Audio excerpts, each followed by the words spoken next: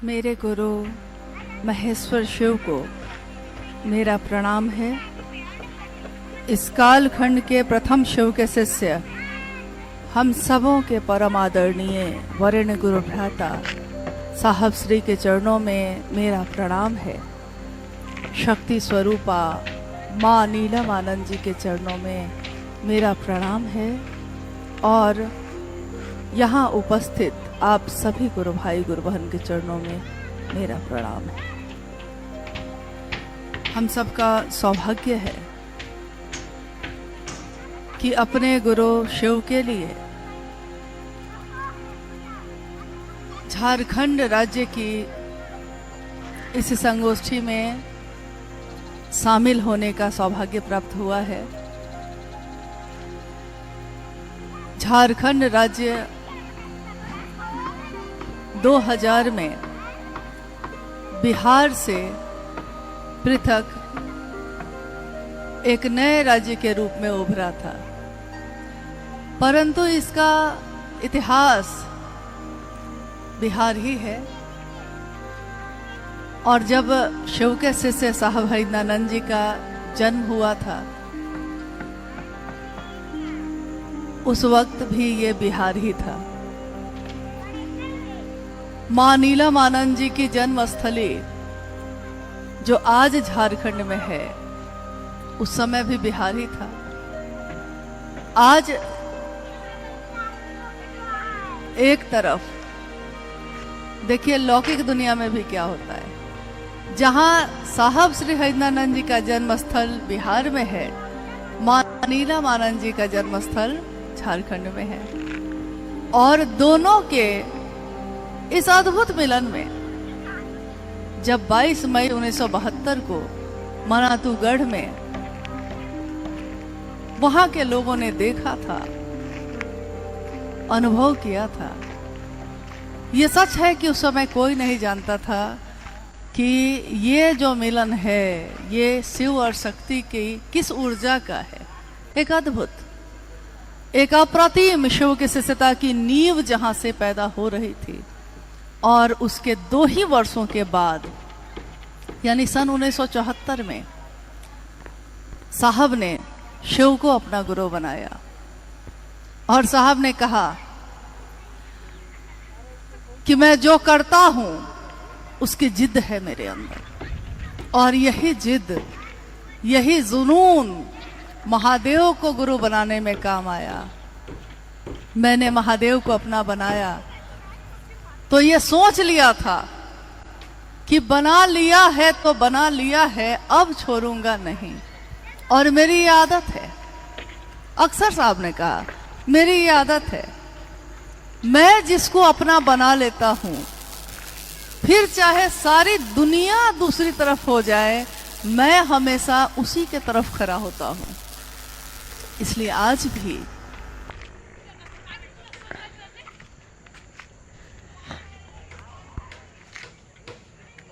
मेरे साथ चले।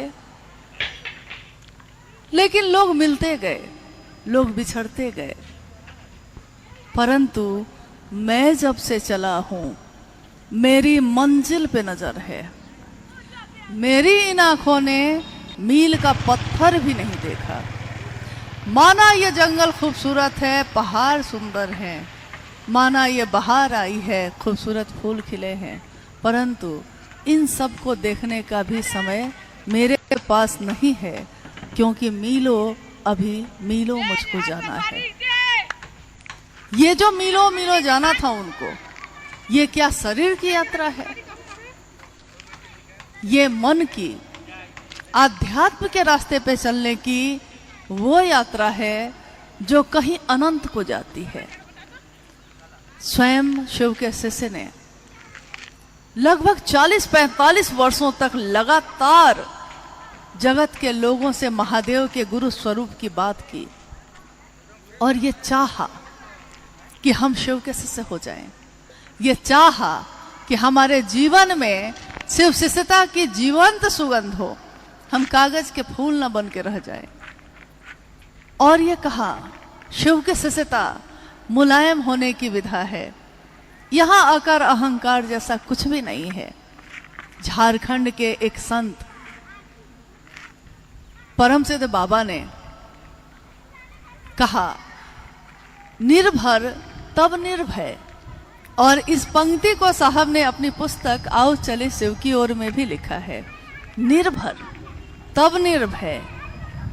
निर्भर हम होते कहाँ हैं? महादेव पे हम निर्भर हो जाएं, ये दुसाध्य है, कठिन है, मुश्किल है। परंतु अगर हो गए, जब तक हम झुकते नहीं हैं तभी तक कठिन है।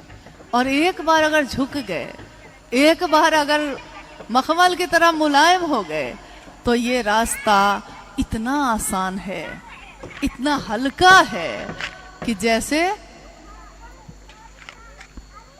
मिठाई जो होती है चीनी वाली, लोग नहीं कहते हवा मिठाई है, ये देखने में इतनी बड़ी और सुंदर, गुलाबी लाल, खाइए तो कब चला जाता है, पिघल जाता है, पता ही नहीं चलता। और दूर से देखिए तो लगता है इतनी बड़ी मिठाई है। साहब ने इसका उदाहरण देते हुए कहा, आध्यात्म एक ऐसा रास्ता है कि अध्यात्म एक ऐसी मिठाई जैसी ही बात है। अगर आप इसको चख लिए, अगर आपने स्वाद ले लिया, तो आपके जीवन में आनंद लाता है। आपको मिठाई जैसी ही हल्की लगेगी, ये हवा मिठाई की तरह मीठी और सुंदर, आनंददायक।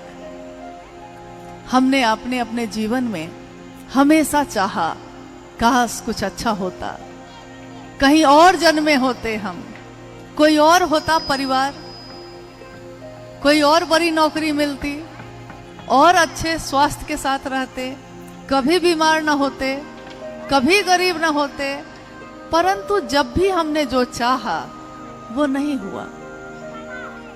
फिर भी हम अपनी दीर्घकालिक योजनाओं में, अपनी दीर्घकालिक योजना यानी लंबी योजना, अगले पल का ठिकाना नहीं होता, परंतु हम लंबी योजना बनाते हैं।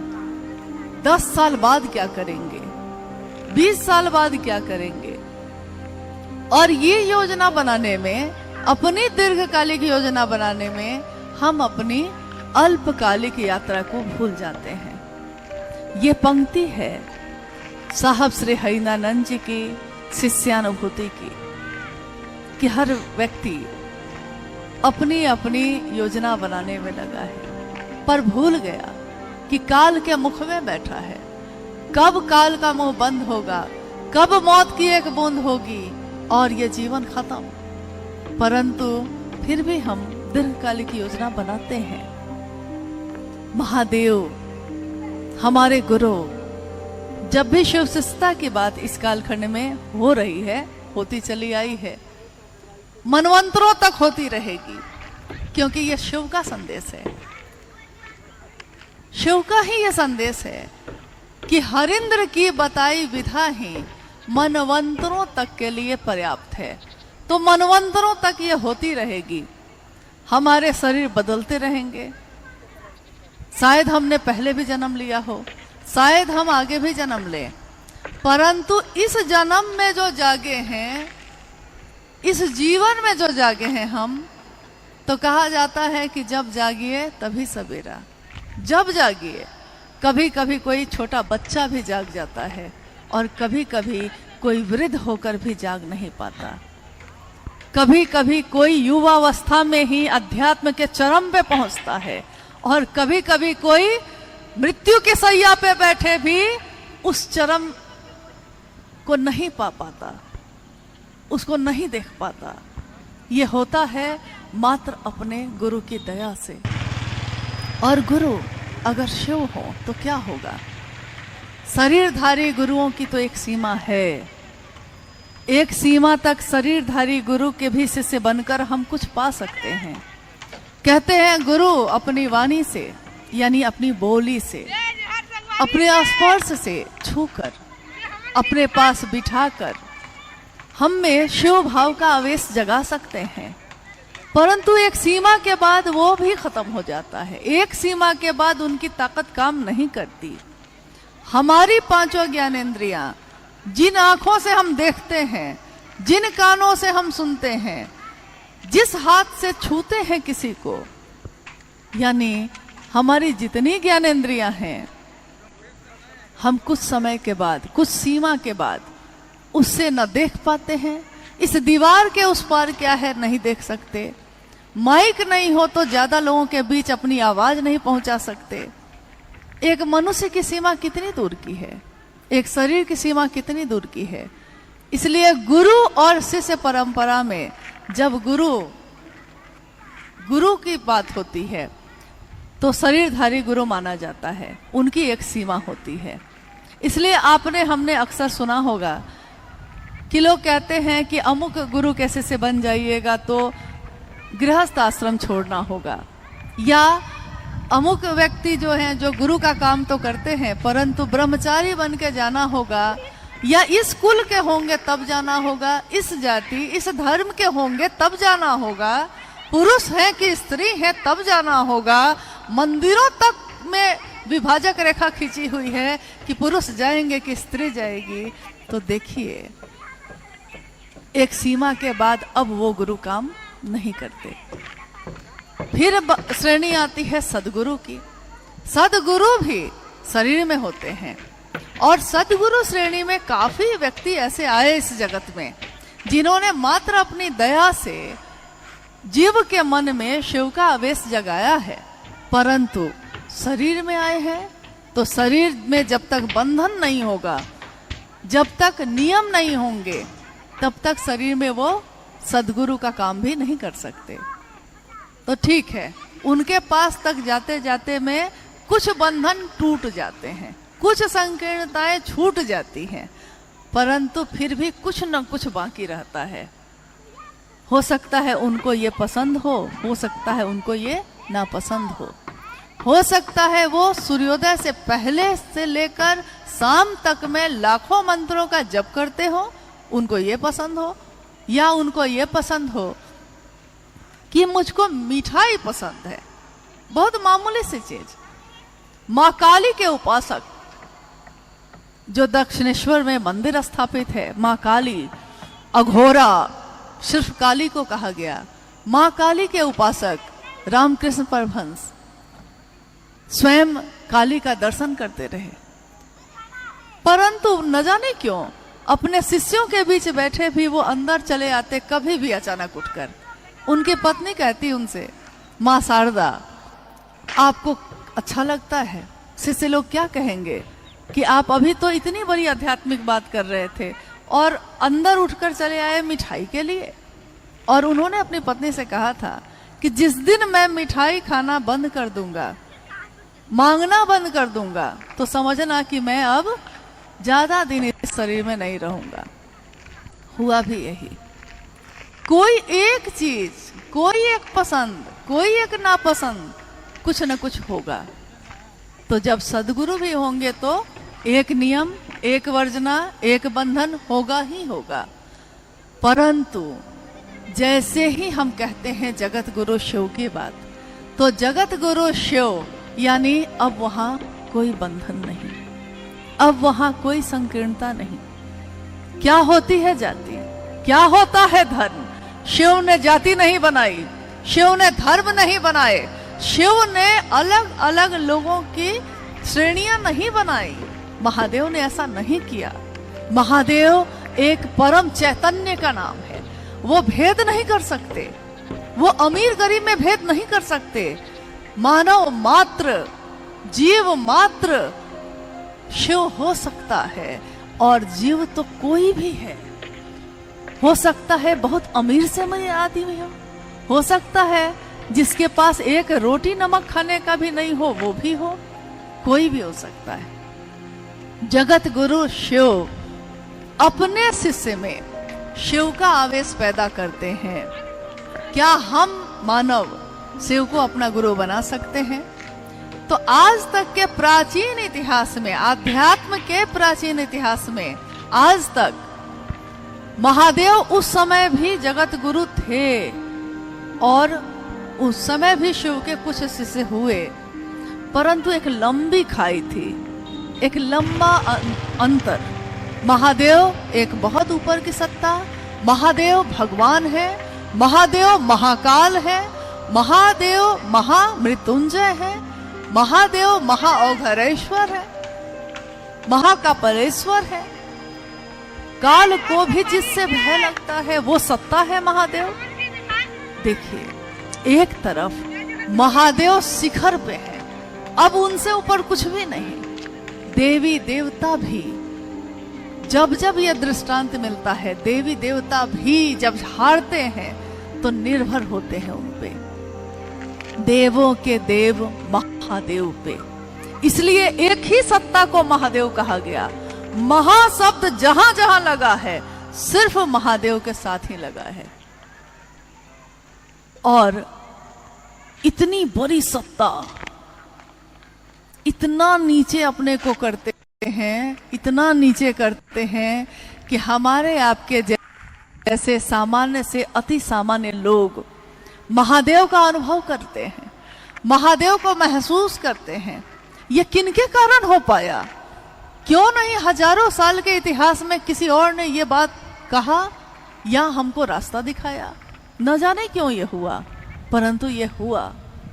और कोई ऐसा नहीं आया जो कहता कि जंगल में रहते हो, पहाड़ पे रहते हो, खाने को भी कुछ नहीं, पात्रता भी नहीं है, शास्त्र भी नहीं पढ़ सकते, संस्कृत भी नहीं आती है, कुछ भी नहीं आता है, लेकिन जीव है आप में संभावना है शिव होने की। और महादेव हमको और आपको शिष्य के रूप में स्वीकार करते हैं। इतनी बड़ी सत्ता, इतने शिखर पे बैठे महादेव, हम आज क्या बोल रहे हैं? जो हम बोल रहे हैं हम समझ कितना रहे हैं? हम बोल क्या रहे हैं? मेरे गुरु शिव, मैं शिव का शिष्य।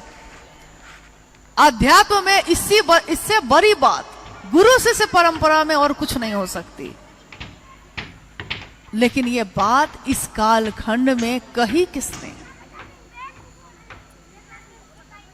क्योंकि जिसने कही है, कहा जाता है कि जिसने मंत्र दिया है, जिसने ये बात कही है, मंत्र को जपने वाला और मंत्र को देने वाला सब जब एक हो जाते हैं, एक ही मनसा से जुड़ जाते हैं, तो कर्म फल को भोगने की व्यवस्था का भी नाश कर देते हैं।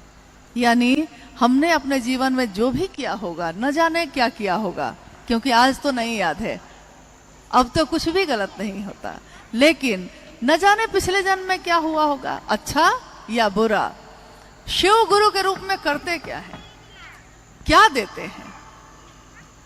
एक बड़ी अद्भुत बात साहब ने कही। उन्होंने कहा, आपने जो कर्म किए हैं पिछले न जाने कितने जन्मों में, आपके कर्म फल जो अच्छे हैं, गुरु की दया उस अच्छाई को ऐसी हवा देता है जो हवा से अच्छाई और बढ़ जाए, और गुरु की ही दया आपके बुरे कर्म फल को दग्ध भी करता है। आपने देखा होगा, हम जब चूल्हे में आग लगाते हैं, हम जब चूल्हा जलाते हैं, लकड़ी जलाते हैं उसमें, तो हम एक बार हवा ही, पंखा से हवा देते हैं तो आग भड़क जाती है और ज़्यादा तेज हो जाती है, और उसी तरफ से दूसरी तरफ से फिर हवा के झोंके से ही आग को बुझा भी देते हैं।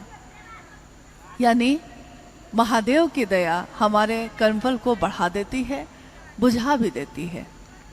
अच्छे को बढ़ाना और जो बुरा किया है उसको बुझाना। लेकिन महादेव को गुरु मानकर हम चाहते क्या हैं? क्योंकि ये तो सबसे बड़ा प्रश्न है। जब भी हम किसी को कुछ बनाते हैं, अपना बनाते हैं, तो लौकिक जीवन में हम उससे कोई उम्मीद नहीं रखते, बहुत बार नहीं रखते।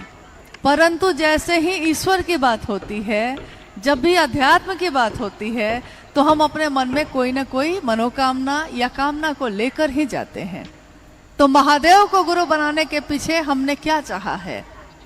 आज इस हॉल में उपस्थित सभी, हम सब शिव के शिष्य बोली में तो हम कह रहे हैं शिव के शिष्य हैं, हम सब शिव से बैठे हैं। अपने गुरु शिव की दया के आश्रय में बैठे हैं, अपने साहब दीदी के आशीर्वाद के आश्रय में बैठे हैं। क्या सोचकर हमने शिव को गुरु बनाया था? जिस दिन भी बनाया था, जरा कुछ देर के लिए हम अपने मन को वहां ले जाएं। क्यों बनाया था? किस लिए बनाया था? हम लौटाते हैं अपने मन को उस स्थान पर, उस जगह पे जिस दिन हमने शिव को गुरु बनाया था। किसी के कहने से बनाया था? कोई कामना थी इसके लिए बनाया था? संतान नहीं हो रही थी इसके लिए बनाया था?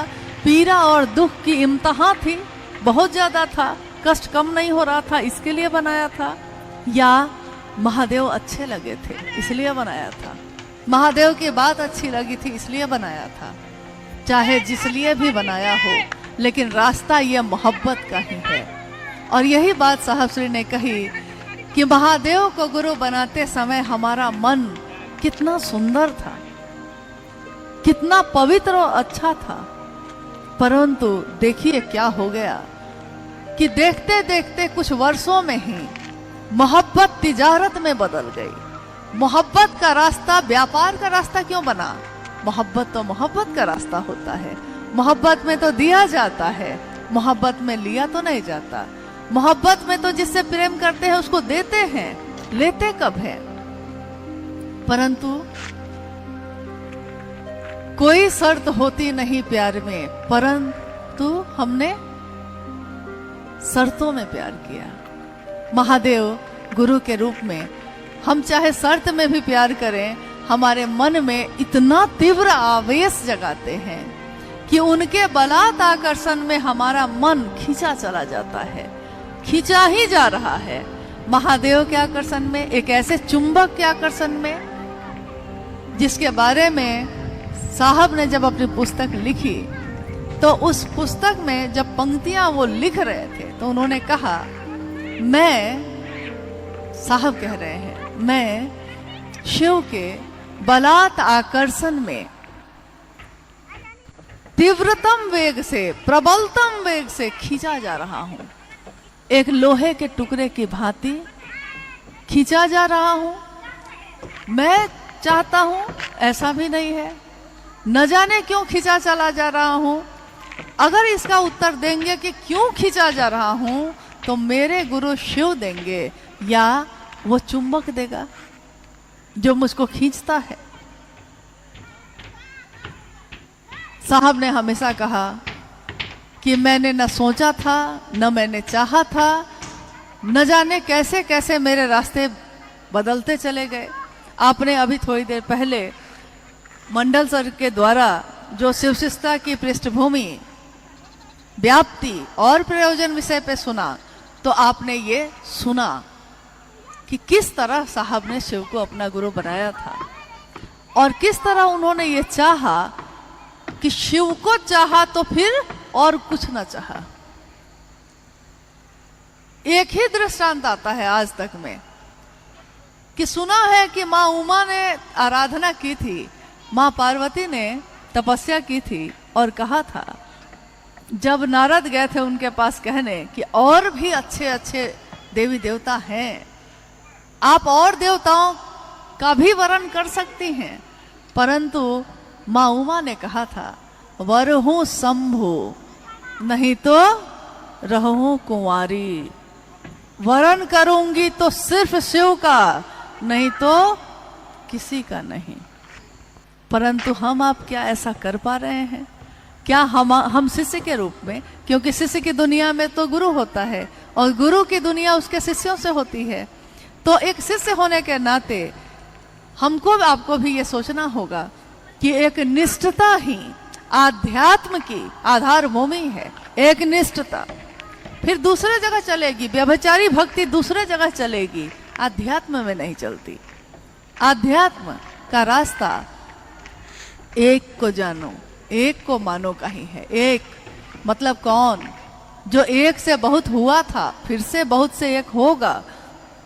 एको हम बहुत श्याम जब शिव ने कहा था, और आज जब जीव से शिव होने की यात्रा है, तो महादेव के लिए एकनिष्ठ होना कठिन है, बहुत कठिन है, आसान नहीं है।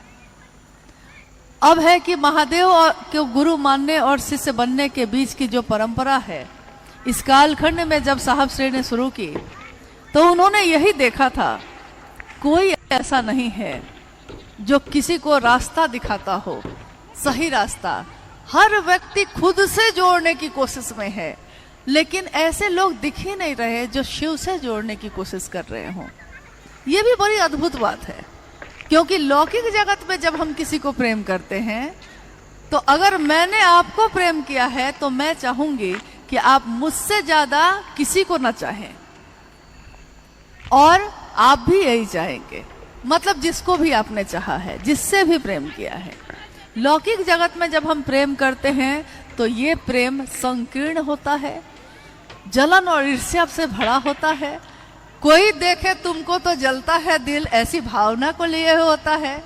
परंतु जब पारलौकिक जगत की बात होती है, शिव को प्रेम करने की बात होती है, तो आज तक के जितने भी उदाहरण हैं उसमें सबसे सुंदर सर्वोत्तम उदाहरण है शिव के शिष्य साहब हरिनानंद जी की, जिसमें उन्होंने कहा कि मैं जिस शिव को चाहता हूं तुम भी उसको चाहो। और शिव को कहा, हे शिव, मैं शिव का शिष्य हरिनानंद आपसे साष्टांग अपने आप को पूरी तरह झुकाकर, अपने आप को आपके चरणों में गिराकर साष्टांग ये प्रार्थना करता हूं कि हम सभी का मन शिव की दया की अतल गहराइयों में समाहित ही होता रहे। हम सभी का मन शिव की दया की अतल, जिसका कोई तल नहीं, तालाब का तल होता है, नदी का होता है, समंदर का भी होता है, परंतु शिव की दया का कोई तल नहीं होता। इसीलिए प्रेम का भी तल नहीं होता। प्रेम में हम डूबते हैं, मेरा मन डूबता है। कितना भी बात कर ले जिसको प्रेम करते हैं, क्या मन भर जाता है, संतुष्ट हो जाता है कि अब तुमसे नहीं बात करनी, अब जाओ? नहीं होता है, लगता है और कुछ बात करते। कितना भी देख लें, अक्सर लोग कहते हैं साहब को देख नहीं पाए। हम साहब को कितना भी देख लेते, क्या हम इस शरीर को उनके देख के भी संतुष्ट हो पाते? क्योंकि जिससे आप प्रेम करते हैं उसको देखते देखते आंखें थक जाती हैं, मन संतुष्ट नहीं होता है, मन प्रेम में डूबता है। और जब प्रेम होता है तो फिर दो सत्ता में पैदा होता है, परंतु दोनों को एक करता है। प्रेम गली अति सांकरी, जामे दो न समाए, दो नहीं समा सकते। तो गुरु और शिष्य परंपरा में, जगत गुरु शिव और शिष्यों की परंपरा में शुरुआत में हम हो सकता है शिव के साकार या निराकार दोनों स्वरूप को अपनाएं। शिव जो मंदिरों में है, जो मूर्ति में है, जो तस्वीरों में है, जो शिवलिंग के प्रतीक के रूप में है, प्रारंभिक अवस्था में ये सब चलेगा, परंतु मिलना तो उस निराकार शिव से ही होता है। ठीक वैसे ही जब एक इंसान दूसरे इंसान से जब प्रेम कर बैठता है तो वो उसके शरीर से नहीं मिलता, वो उसके अंदर की चैतन्य जो है, उसका वो जो ऊर्जा है जो जीवित है उससे मिलता है, मन मिलता है। मन जब नजदीक होता है किसी के तो आवाज देखिएगा धीमी हो जाती है। अक्सर हमने देखा होगा अपने घरों में कि जब हम किसी से बहुत नजदीक होते हैं मन से, तो बहुत धीरे धीरे बात करते हैं, इतना धीरे बात करते हैं कि सामने बैठा व्यक्ति भी नहीं सुन पाता है। होता है कि नहीं ऐसा? बहुत धीमे बात करते हैं। लोग कहते हैं कि पता नहीं दोनों क्या बात कर रहा था।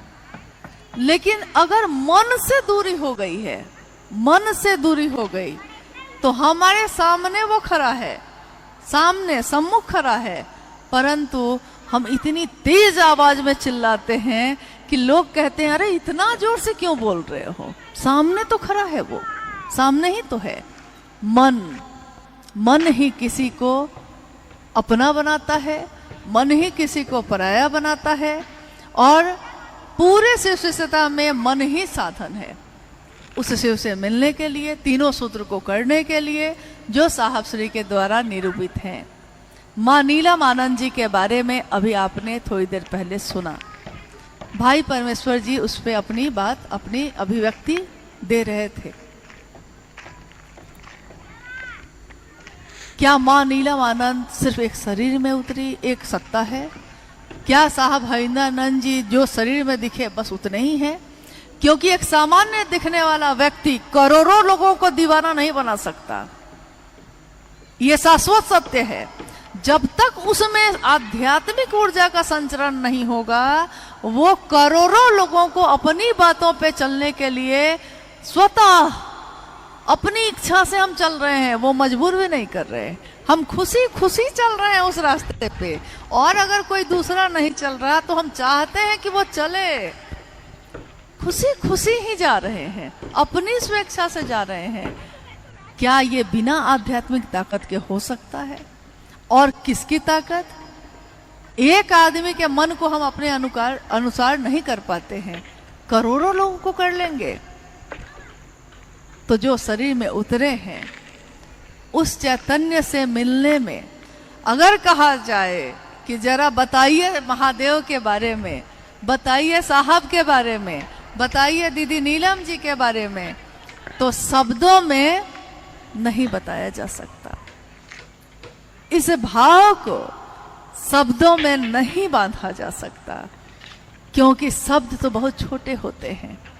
इसीलिए हम सब साहब की लिखी हुई बात पढ़ते हैं, उनकी बोली हुई बात सुनते हैं, परंतु हमेशा ये अनुभव होता है कि लिखा हुआ तो पढ़ लेंगे, बोला हुआ तो सुन लेंगे, परंतु लिखे हुए को समझने के लिए भी उन्हीं की तरफ से देखना होगा।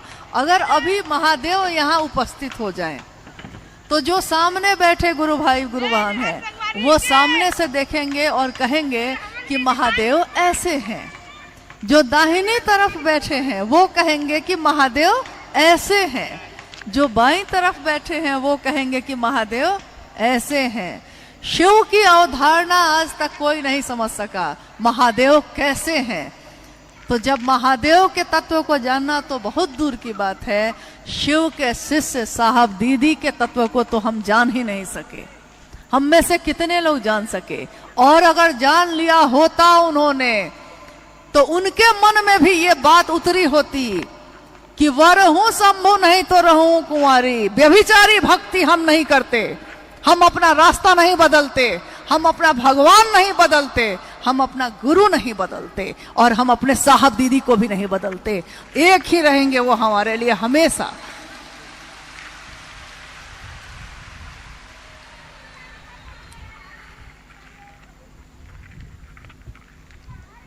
इतना ही अनुरोध है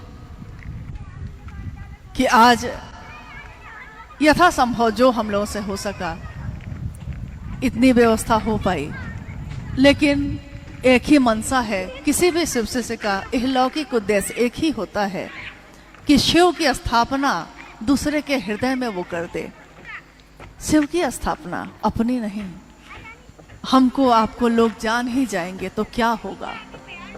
कजा ने ऐसी हजार सूरत बिगाड़ डाली बना बना के।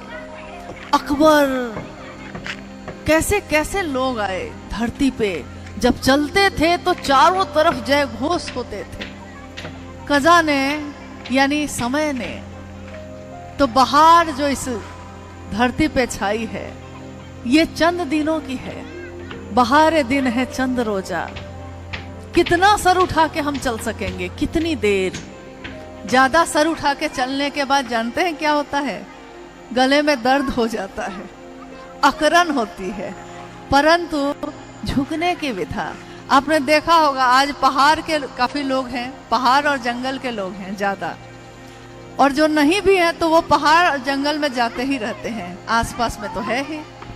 हमेशा जब आप पैदल चलते हैं तो आपने देखा होगा कि बहुत सारा हम लोग अगर थैला, झोला थैला सामान से भर लिए हैं और चलना चाहते हैं पहाड़ पे यानी ऊंचाई पे, तो जैसे जैसे हम ऊपर की तरफ बढ़ते हैं वैसे वैसे हमको थकन होने लगती है, थकान बढ़ने लगती है। तो हम झोला में से, अपने थैला में से उस सामान को कम करने लगते हैं जो ज्यादा भारी लग रहा है। अगर खाने का सामान रखे हैं तो बैठकर कुछ खा ही लेते हैं, पानी का बोतल पीकर फेंक ही देते हैं। जैसे जैसे आप ऊपर की तरफ चल रहे हैं, यानी शिखर की तरफ, शरीर से, इस शरीर की बात हो रही है अभी, शरीर से वैसे वैसे थकान होने लगती है। छोटा से छोटा सामान भी हमको भारी लगने लगता है और हम धीरे धीरे उस भारी सामान को छोड़ते चले जाते हैं जो हमारे शरीर को थकाएगा। हम नहीं रुकते हैं, हमको तो जाना ही पड़ेगा, परंतु हम उन चीजों को छोड़ते चले जाते हैं जो मेरे शरीर को थकाता है, भारी बना रहा है, और बहुत हल्की चीजों को लेके चलते हैं। कुछ समय के बाद तो स्थिति ये आ जाती है कि एक छोटा पानी का बोतल भी भारी लगता है, वो भी भारी लगता है, चाहते हैं वो भी कोई पकड़ ले दूसरा। और एक बात है, बहुत महत्वपूर्ण बात है, साहब की बोली हुई सारी बातों पे सटीक है, क्या कि हम झुक कर चलते हैं।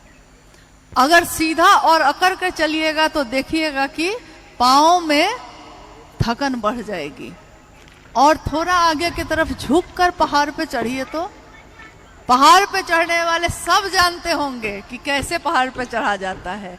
क्या हम लोग जानते हैं कि नहीं जानते हैं? झुकने की विधा मन के साथ भी ऐसा ही है। ये तो दिख रहा है, शरीर तो दिख रहा है, मन दिख नहीं रहा। इस मन में भी बहुत बोझा लेकर हम लोग चल रहे हैं। क्या हम ठीक कर लेंगे किसी चीज को? नहीं कर सकेंगे। क्या मेरी चिंता करने से ठीक हो जाएगा? नहीं होगा। तो फिर हम अपने मन में इतना बोझा लेकर चलने के लिए तैयार हैं, क्योंकि जाना है अभी शिखर पे जाना ही नहीं है। पहले से जो अध्यात्म में स्थापित विधियां हैं, उन शिखरों पे भी चले, हिमालय की शिखरों पे अभी और शिखर पे चढ़ना है। हमें हिमालय के शिखरों पर नया हिमालय गढ़ना है। तो बोलिए क्या क्या लेकर चलिएगा? मन में चल सकिएगा? चल सकेंगे हम लोग? हमारे मन में, हमारे चेहरे में, हमारे जीवन में मुस्कुराहट उतर पाएगी, हंसी आएगी? क्योंकि मन में अगर बहुत बोझा होगा तो हम चल ही नहीं सकेंगे, शिखर पे नहीं जा सकेंगे। ये वैसे बंधन है, ये वैसे कांटे हैं जो हमको फिर से धरती पे खींचते हैं। उसने क्या कहा? जो उसके पास था उसने कहा मेरे पास क्या है, मैं वो बोलूं। किसी ने नफरत थी तो नफरत दिया, मेरे पास प्रेम है, मैं प्रेम दूं। किसी ने शिकायत की, मेरे पास कोई शिकायत नहीं। तो आपके पास क्या है? हमारे पास क्या है? हम दुनिया को क्या देना चाहते हैं? हम महादेव देना चाहते हैं, शिव का शिष्यता उसके मन में जग जाए, ये चाहते हैं? अगर हम ये चाहते हैं तो महादेव इसमें हमारी मदद करते हैं। लेकिन अगर हम ये नहीं चाहते तो कोई हमारी मदद नहीं करता, और हमारी स्थिति धीरे धीरे लटाई से जो पतंग कट जाती है वही हो जाती है। कुछ दिन तक तो खूब धूम दिखेगी, अमुक आदमी अमुक आदमी अमुक आदमी, लेकिन उसके बाद उस पतंग का क्या होगा कोई नहीं जानता। लटाई गुरु है, धागा जो है ना, क्योंकि गुरु से मिलाया है जिसने, वही बांधे हुए है पतंग को। तो उस लटाई के धागा है साहब और दीदी, और अगर उनसे कट गए तो फिर कोई जगह नहीं है।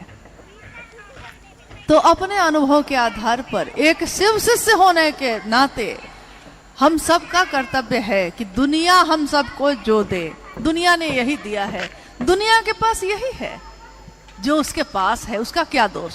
उसके पास अगर नफरत है तो वो क्या करे? वो तो वही दे पाएगा। किसी के हाथों में कांटे हैं, वो कांटे ही देगा। लेकिन शिव की शिष्यता कांटों पे चढ़ के गुलाब का फूल दुनिया को दिखाती है। इसीलिए साहब ने एक शिष्य के तौर पे लिखा है कि कांटों पे चढ़ के ही गुलाब खिलता है, दुनिया गुलाब के फूल को देखती है, कांटों को कोई देखता भी नहीं। कीचड़ में ही कमल खिलता है, कमल की सुंदरता को देखकर लोग मोहित होते हैं, कीचड़ को कोई देखता भी नहीं। तो हम लोगों को ये क्यों समझाएं कि कीचड़ को मत देखिए, कीचड़ को मत देखिए? इससे ज्यादा सुंदर है कि उस कीचड़ में कमल खिल जाए, शिवशिष्यता का कमल, कांटों पे चढ़ के गुलाब खिले। गुलाब सुंदरता देता है। गुलाब का ये गुण है कि मसल के फेंकने वाले को भी खुशबू की सजा देता है। ये गुलाब का गुण है। एक शिवशिष्य का यही गुण होता है। और साहब और दीदी ने अपने आचरण से, क्योंकि गुरु आचार्येंद्र भी होते हैं, अपने आचरण से, अपने जीवन से हमको आपको सिखाया है कि चाहे तुमको कोई मसल के भी फेंके, तुम बदबू नहीं दोगे, तुम खुशबू ही दोगे। तो क्या हम लोगों को ये देना है या नहीं देना है? तो दुनिया में ही नहीं, झारखंड की बात सिर्फ नहीं है। शिवशिष्यता तो जगत गुरु शिव की बात है। तो जगत गुरु शिव के शिष्यता का दान हम सभी शिव के शिष्य, सिर्फ झारखंड के लोग नहीं, दुनिया का हर आदमी जो शिव का शिष्य है उसके लक्षण बताएंगे कि वो शिव का शिष्य है कि नहीं। तो आइए, क्योंकि जब सरफरोशी की तमन्ना होती है, जब कफन बांध लिया है सर पे, जब दिल दिया है, जान दिया है, ये गा रहे हैं हम आप, दिल दिया है जान भी देंगे ए गुरु तेरे लिए। तो जब गा रहे हैं, सर पे कफन बांध लिया है, तो फिर सरफरोशी की तमन्ना करने वाले इसकी परवाह नहीं करते कि किसके हाथ में कितने हथियार हैं। वो बस अपना कर्तव्य निभाते हैं। और शिव शिष्यता के नाते हम सबका कर्तव्य बस इतना ही है कि हमको आपको साहब ने जो दिया है, हम भी दुनिया को वही दें, ना उसमें कुछ कम करें, ना उसमें अपनी तरफ से कुछ बढ़ाएं, क्योंकि ये एक आध्यात्मिक अपराध होगा और इस अपराध की सजा मिलेगी। इस अपराध की क्षमा शिव नहीं कर सकेंगे। उस समय जब दीक्षा और गुरु दक्षिणा पे बात हो रही थी, तो मनु भैया ने एक पंक्ति का जिक्र किया था कि माँ की डायरी में लिखा था, आंसू का उपहार महागुरु आज चढ़ाने आई हूं। माँ नीलमानंद, माँ नीलमानंद, करोड़ों संतान हो जिसकी, वो अपने गुरु के पास कह रही है, लिख रही हैं कि आंसू का उपहार महागुरु आज चढ़ाने आया हूं, क्योंकि महादेव भाव ग्रहण करते हैं। और वो लिख रही है, अद्भुत है ये भाव, अनुकरणीय है। मेरे पास कुछ नहीं है, एक शिष्य के पास क्या होगा? जो चीजें हैं यहीं की हैं, यहीं से ली थी, यहीं को देकर जाएंगे, क्या होगा मेरे पास? लेकिन शिव ने जो भाव पैदा किया है मेरे मन में, वो है मेरे पास। सूक्ष्माति सूक्ष्म शिव की सत्ता को सूक्ष्माति सूक्ष्म भाव ही ग्रहण होता है। इसलिए आंसू ही तो है। आंसू नकली कुछ लगा के पैदा नहीं किए जा सकते, ये सिर्फ फिल्मों में होता है। लौकिक जीवन में, सचमुच के जीवन में अगर आंखों में आंसू आते हैं तो या तो अत्यधिक दुख के होते हैं या फिर अत्यधिक सुख के होते हैं। तो माँ नीलम आनंद की आंखों से अगर आंसू बहे हैं तो असीम सुख से, असीम आनंद से उन्होंने ममता दी है, छांव दिया है। और हम सब शिव के शिष्य अपने साहब और दीदी के लिए कृतज्ञ हैं। आपने दिया है, बिन मांगे दिया है, और इस कृतज्ञता में हम यही कर सकते हैं कि जो वो चाहते हैं वो हम सब कर सकें।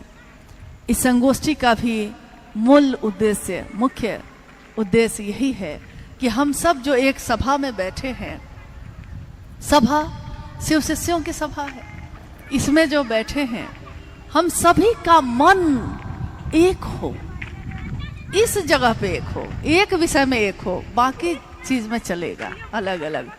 आपको दूसरा कपड़ा पसंद है, हमको दूसरा पसंद है, आपको दूसरा खाना पसंद है, हमको दूसरा पसंद है, लेकिन आपको भी महादेव ही पसंद है, हमको भी महादेव ही पसंद है।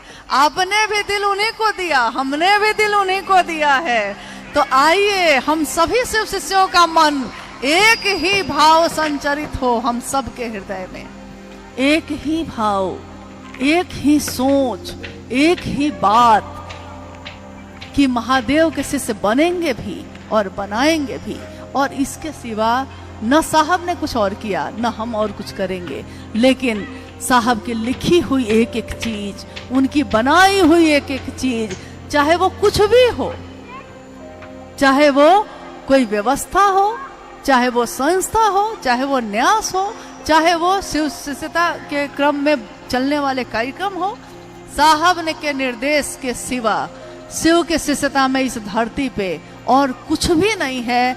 ये मैंने अनुभूत किया है, आपने किया है कि नहीं मुझको नहीं पता, क्योंकि अगर उस परिधि में मैंने आज तक अपने जीवन में कोई भी काम किया है तो वो महादेव के भाव से भरा रहा है।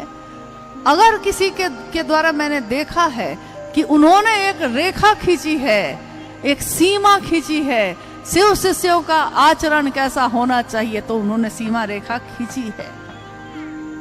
शिव शिष्यता की बगिया में फूल खिले हैं तो क्या देना है और क्या नहीं देना है, उन्होंने एक रेखा खींची है।